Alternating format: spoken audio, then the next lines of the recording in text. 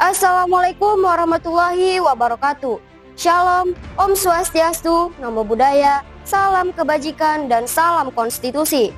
Perkenalkan, kami dari Delegasi Lembaga Debat Hukum, Fakultas Syariah, Universitas Islam Negeri Palopo. Dalam mosi debat, anggota militer yang melakukan pelanggaran HAM berat harus diadili dengan mekanisme pengadilan HAM, bukan pengadilan militer. Bersama dua rekan saya, di samping kanan saya, Siska Ramadhani selaku pembicara pertama pada Standing Position Pro. Dan di samping kiri saya, Aulia Nur Rahma Fadia selaku pembicara kedua pada Standing Position Kontra. Dan saya sendiri, Asyira Aksa selaku pembicara simpulan. Bismillahirrahmanirrahim. Fiat Justitia Ruat Celum. Keadilan harus ditegakkan walau langit akan runtuh. Dewan Juri yang terhormat, ada 3 alasan mengapa saya menyetujui mosi perdebatan pada kali ini. Yang pertama, minimnya transparansi dalam pengadilan militer. Dewan Juri yang terhormat, proses hukum di peradilan militer bersifat internal yang dilakukan secara tertutup dan tidak dapat diakses oleh publik. Hal ini menimbulkan kecurigaan bahwasannya peradilan militer lebih melindungi institusi daripada menegakkan keadilan bagi korban. Yang kedua, pentingnya menjaga independensi peradilan. Dewan Juri yang terhormat, dalam peradilan militer, jaksa dan hakimnya berada di bawah institusi militer yang sama dengan terdakwa, sehingga rawan konflik kepentingan dan intervensi internal. Dalam kasus pelanggaran HAM berat, independensi menjadi syarat utama agar proses hukum berjalan objektif dan adil. Yang ketiga, meningkatkan akuntabilitas institusi militer. Dewan Juri yang terhormat, mengadili anggota militer di pengadilan HAM akan mendorong budaya akuntabilitas dan transparansi dalam institusi militer. Hal ini menunjukkan bahwa semua warga negara termasuk militer tunduk pada hukum yang sama. Dewan Juri yang terhormat, yurisdiksi peradilan HAM harus dijalankan secara tegas dan konsisten untuk menangani pelanggaran HAM berat, karena hanya melalui mekanisme ini keadilan substantif bagi korban dapat diwujudkan dan akuntabilitas negara terhadap pelanggaran serius dapat ditegakkan sesuai dengan hukum nasional dan standar internasional. Dewan Juri yang terhormat, ketika seorang anggota militer melakukan pelanggaran HAM berat dan tidak diadili di peradilan HAM, maka hal tersebut dapat menyalahi prinsip equality before the law, bahwa setiap orang tanpa terkecuali harus diperlakukan sama di depan hukum, bukan diberi perlindungan khusus lewat mekanisme internal militer. Pun Dewan Juri yang terhormat, ketika seorang anggota militer melakukan pelanggaran HAM berat dan diadili di peradilan HAM, maka penegakan keadilan lebih efektif dan transparan, sehingga memberikan kesempatan bagi korban dan keluarga untuk mendapatkan keadilan dan pengakuan atas penderitaan mereka. Dan penegakan melalui pengadilan HAM dapat meningkatkan kepercayaan masyarakat terhadap sistem hukum dan pemerintahan, di mana kepercayaan ini penting untuk stabilitas dan pembangunan nasional. Pembentukan dan pengoperasian pengadilan HAM adalah bukti nyata bahwa negara berkomitmen untuk melindungi dan memajukan HAM. Dewan Juri yang terhormat, dari sudut pandang sosiologis, mengadili pelanggaran HAM berat oleh anggota militer melalui pengadilan HAM, bukan pengadilan militer, merupakan hal penting untuk mewujudkan keadilan sosial dan memperkuat legitimasi negara. Pengadilan HAM dinilai lebih transparan dan adil dibanding pengadilan militer yang sering dianggap tidak independen. Dewan Juri yang terhormat, ini membantu menghapus budaya impunitas dalam militer, memperkuat akuntabilitas serta memberikan ruang bagi korban untuk didengar. Selain itu, Dewan Juri yang terhormat, pendekatan ini membangun kembali kepercayaan publik terhadap hukum di negara kita, bahwa menegaskan prinsip tidak ada institusi yang kebal hukum dalam masyarakat demokratis. Dewan Juri yang terhormat, anggota militer yang melakukan pelanggaran HAM berat seharusnya diadili melalui mekanisme pengadilan HAM, karena hal tersebut sejalan dengan prinsip supremasi hukum dan asas persamaan di depan hukum, sebagaimana dijamin dalam konstitusi dan peraturan perundang-undang nasional maupun internasional. Dewan Juri yang terhormat, Undang-Undang Nomor 26 Tahun 2000 tentang Pengadilan Hak Asasi Manusia di Indonesia secara tegas mengatur bahwa pelanggaran HAM berat seperti genosida dan kejahatan terhadap kemanusiaan termasuk ke dalam yurisdiksi pengadilan HAM. Meskipun militer memiliki peradilan sendiri berdasarkan Undang-Undang Peradilan Militer, mekanisme ini tersebut tidak memiliki kompetensi mengadili kasus-kasus pelanggaran HAM berat. Karena sifat kejahatannya bukan semata-mata karena pelanggaran disiplin militer, melainkan kejahatan luar biasa atau kita kenal dengan istilah extraordinary crime yang berdampak luas terhadap kemanusiaan. Selain itu, Dewan Juri terhormat, dalam prinsip hukum internasional seperti dalam Statuta Roma yang menjadi dasar Mahkamah Pidana Internasional atau ICC, militer sebagai bagian dari aparatur negara tetap tunduk pada hukum internasional terlibat dalam pelanggaran HAM berat. Oleh karena itu, Dewan Juri yang terhormat, menggunakan pengadilan HAM bukan hanya merupakan kewajiban moral, tetapi juga pemenuhan terhadap komitmen hukum nasional dan internasional, serta bentuk perlindungan hak asasi manusia yang tidak dapat dikompromikan. Dewan Juri yang terhormat, Undang-Undang Nomor 26 Tahun 2000 tentang Pengadilan HAM, undang-undang ini secara tegas menekankan pertanggungjawaban individual bukan institusional. Artinya apa, Dewan Juri yang terhormat? Setiap orang yang dimaksud adalah baik sipil, militer maupun pejabat negara.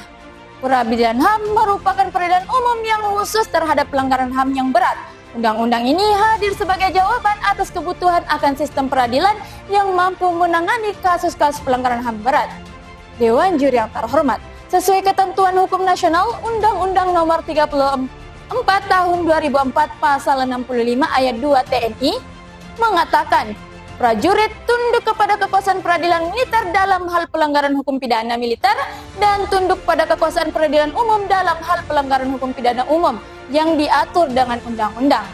Artinya, Dewan Juri terhormat, jika seorang anggota TNI melakukan pelanggaran HAM berat yang termasuk kategori pidana umum luar biasa atau extraordinary crime, maka harus diadili di peradilan HAM, bukan peradilan militer.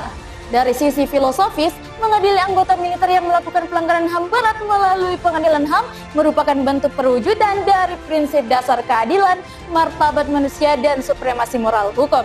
Dalam filsafat hukum, keadilan bukan hanya persoalan prosedural, tetapi juga bersifat substantif, yaitu memberikan apa yang secara moral menjadi hak setiap individu dan yang terhormat. Pelanggaran HAM berat adalah kejahatan terhadap kemanusiaan yang secara hakiki melanggar nilai-nilai dasar filsafat seperti hak hidup, kebebasan, dan integritas tubuh manusia. Menyerahkan kasus semacam ini kepada pengadilan militer yang bersifat korps internal justru mengingkari prinsip egalitarisme hukum. Dewan Juri yang terhormat memperkuat relasi kuasa yang tidak adil antara pelaku yang dilindungi institusi dan korban yang tak berdaya.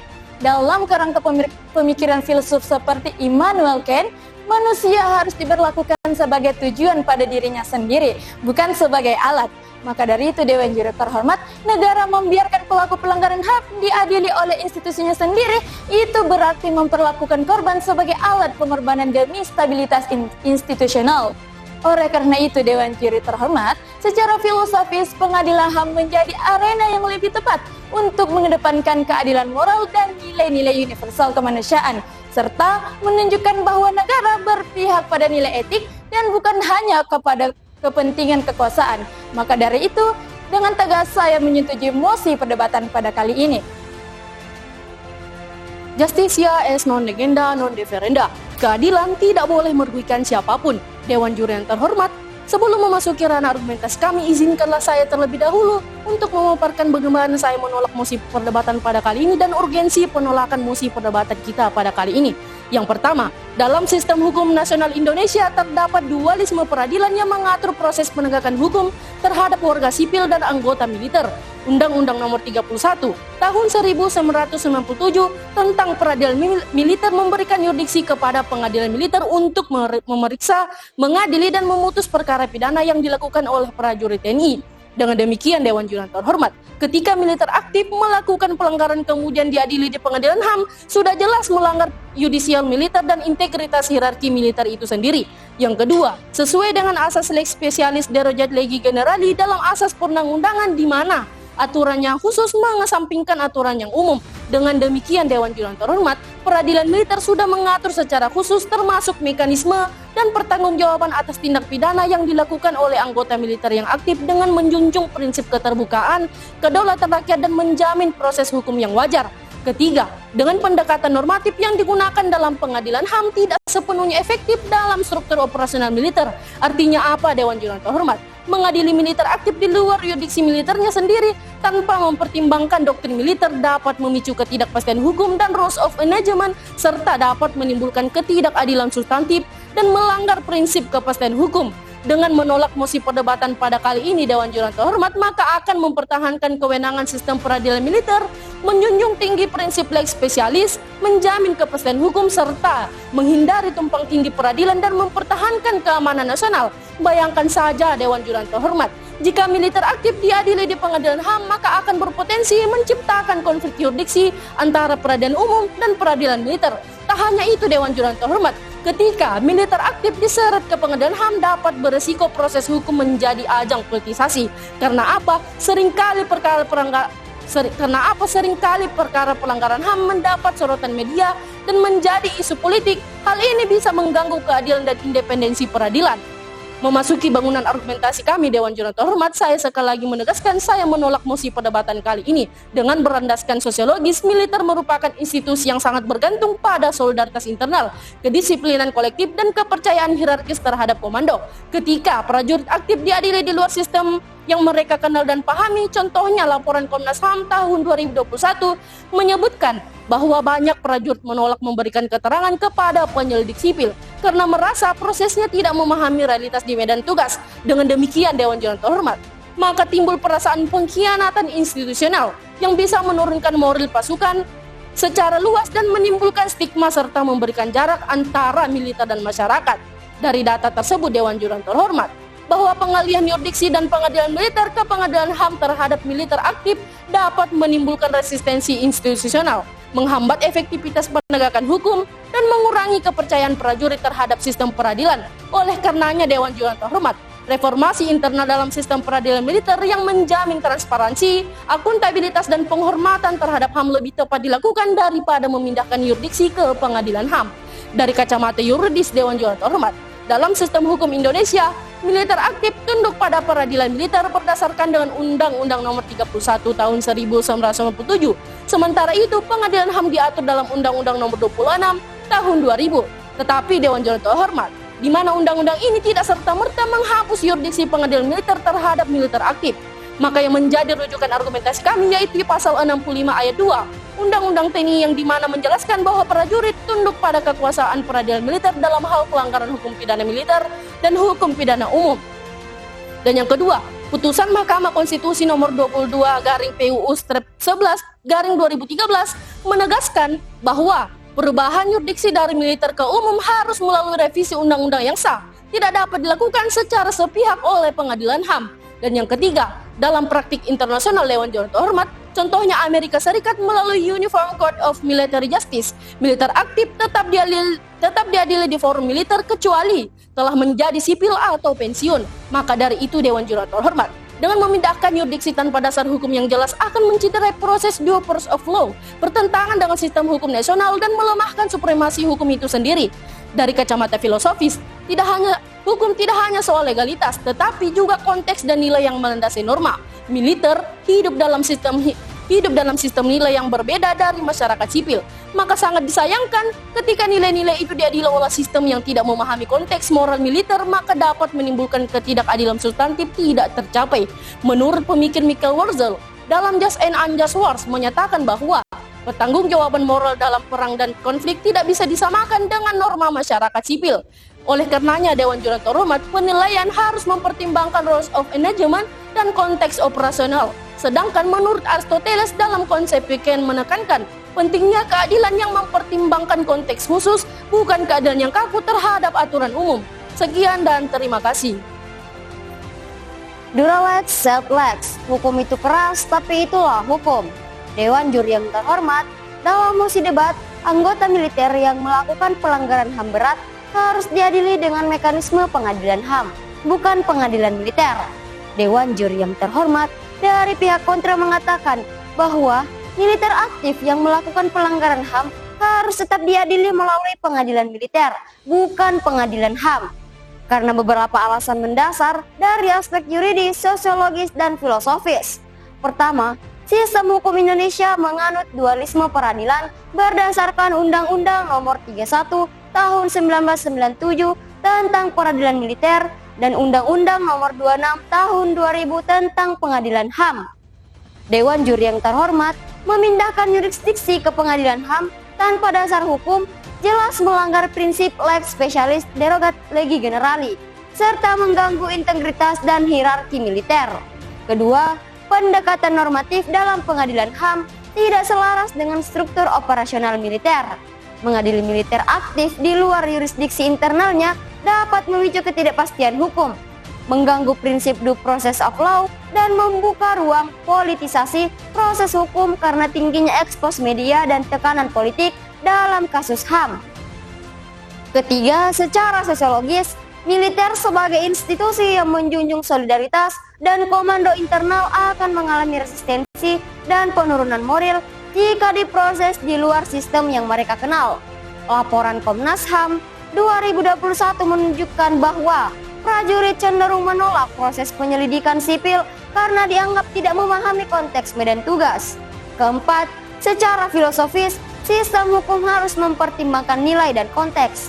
Mengadili militer aktif di Pengadilan HAM beresiko tidak menangkap keadilan substantif karena nilai-nilai moral dalam militer berbeda dengan masyarakat sipil. Dewan Juri yang terhormat, pemikir seperti Michael Walzer dan Aristoteles menekankan pentingnya keadilan dan kontekstual. Karena itu, mempertahankan yurisdiksi militer merupakan langkah yang tepat demi menjamin kepastian hukum, menghindari tumpang tindih peradilan, dan menjaga stabilitas nasional. Dewan Juri yang terhormat, sedangkan pihak pro mengatakan bahwa pihak pro mendukung mosi ini karena terdapat 4 alasan utama. Pertama, sistem peradilan militer yang tertutup dan tidak transparan menimbulkan kecurigaan bahwa prosesnya lebih mementingkan perlindungan institusi dibanding keadilan bagi korban. Kedua, independensi peradilan terganggu karena hakim dan jaksa dalam pengadilan militer berasal dari institusi yang sama, yang berpotensi menciptakan konflik kepentingan dan merusak kepercayaan publik. Ketiga, dengan membawa pelanggaran HAM berat oleh militer ke Pengadilan HAM, kita mendorong akuntabilitas dan transparansi, serta menunjukkan bahwa hukum berlaku sama bagi semua warga negara. Keempat, yurisdiksi Pengadilan HAM harus ditegakkan secara konsisten demi keadilan substantif bagi korban dan untuk memastikan negara bertanggung jawab atas pelanggaran HAM serius.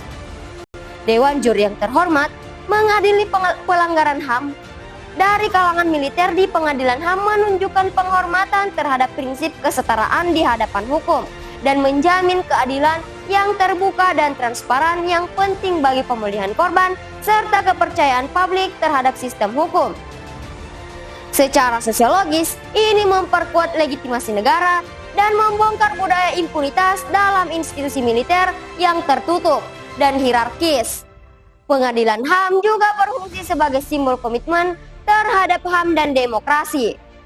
Dewan Juri yang terhormat, dari perspektif hukum, Undang-Undang Nomor 26 Tahun 2000 menetapkan bahwa pelanggaran HAM merupakan yurisdiksi Pengadilan HAM, bukan militer. Hal ini sejalan dengan prinsip hukum internasional seperti Statua Roma. Pasal 65 ayat 2 Undang-Undang TNI juga menegaskan bahwa anggota TNI tunduk pada peradilan umum jika melakukan pelanggaran hukum pidana umum, termasuk pelanggaran HAM berat sebagai extraordinary crime. Secara filosofis, menyerahkan kasus pelanggaran HAM berat ke Pengadilan HAM mencerminkan keadilan sejati dan penghormatan terhadap martabat manusia. Mengadili pelaku di pengadilan militer berarti mempertahankan ketimpangan kekuasaan yang mencederai nilai-nilai kemanusiaan. Negara harus menunjukkan keberpihakan pada nilai etis dan bukan semata kepentingan institusi. Revisi Undang-Undang Peradilan Militer yang belum kunjung disahkan juga memperkuat urgensi untuk memastikan militer tunduk pada hukum yang adil dan setara bagi semua. Sekian dan terima kasih. Wassalamualaikum warahmatullahi wabarakatuh.